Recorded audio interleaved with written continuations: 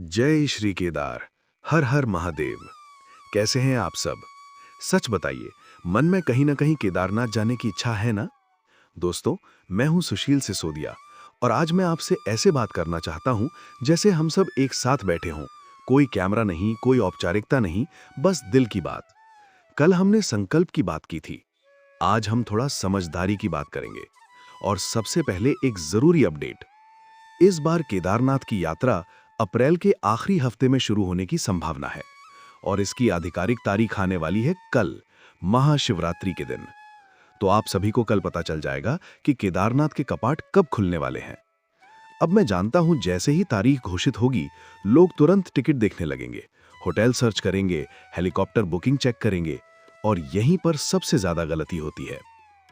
चलिए एक सवाल पूछता हूं। अगर आप मंदिर पहुंचें और 6-7 घंटे लाइन में खड़े रहें, थक जाएं, बच्चे परेशान हो जाएं और फिर जल्दी जल्दी दर्शन हो, तो क्या वो अनुभव वैसा होगा जैसा आपने सोचा था? या फिर सुबह 4 बजे का समय हो, हल्की ठंडी हवा, भीड़ कम, आराम से दर्शन, मन शांत, आप क्या चुनेंगे? यही फर्क है, सिर्फ जाने में और सही तरीके से जाने में। कपाट खुलते ही जाना चाहिए या नहीं? देखिए, भावना अलग चीज है। पहले दिन जाना शुभ लगता है, माहौल भी अलग होता है, लेकिन सच्चाई ये है, पहले 7 से 10 दिन सबसे ज्यादा भीड़ वाले होते हैं। वीआईपी विजिट होती है, मीडिया कवरेज होती है, हजारों लोग एक साथ पहुंचते हैं। अगर आप पहली बार जा रहे हैं तो मैं आपको सलाह दूंगा, थोड़ा सोचिए, जल्दबाजी मत कीजिए।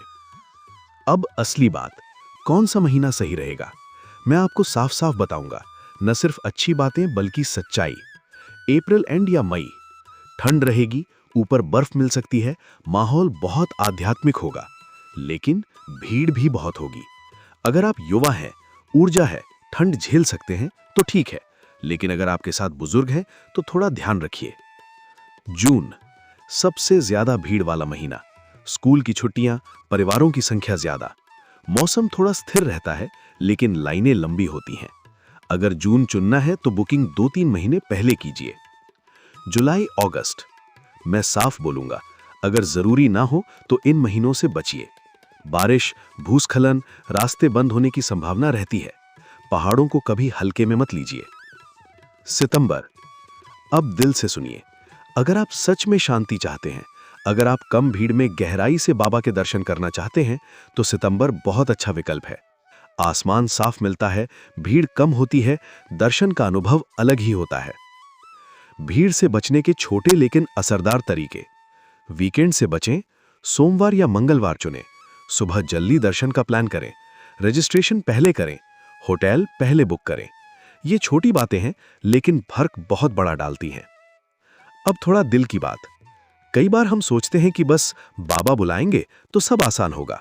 बुलावा जरूर होता है, लेकिन तैयारी हमारी जिम्मेदारी है।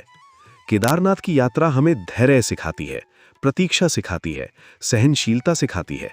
जब आप चढ़ाई कर रहे होते हैं, सांस तेज चल रही होती है, पैर भारी हो रहे होते हैं और फिर भी आप आगे बढ़ते हैं, वहीं से यात्रा शुरू होती है।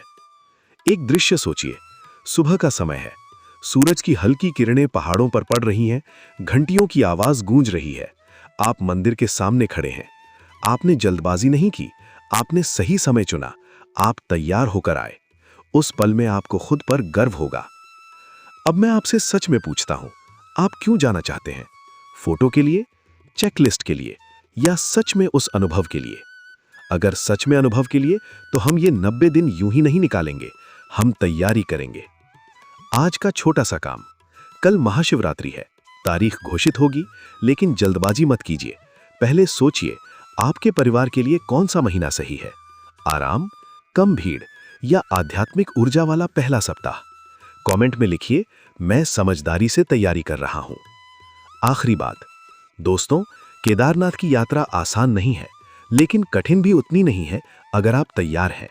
ये यात्रा शरीर से ज्यादा मन की है और मैं चाहता हूं, जब आप 2026 में बाबा के सामने खड़े हों, तो आपके चेहरे पर सिर्फ थकान नहीं, संतोष हो।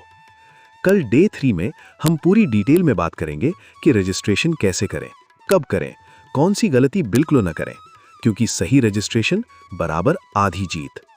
अगर आज की बात दिल को छू गई हो तो वीडियो को लाइक जरूर करें और चैनल को सब्सक्राइब कर लें।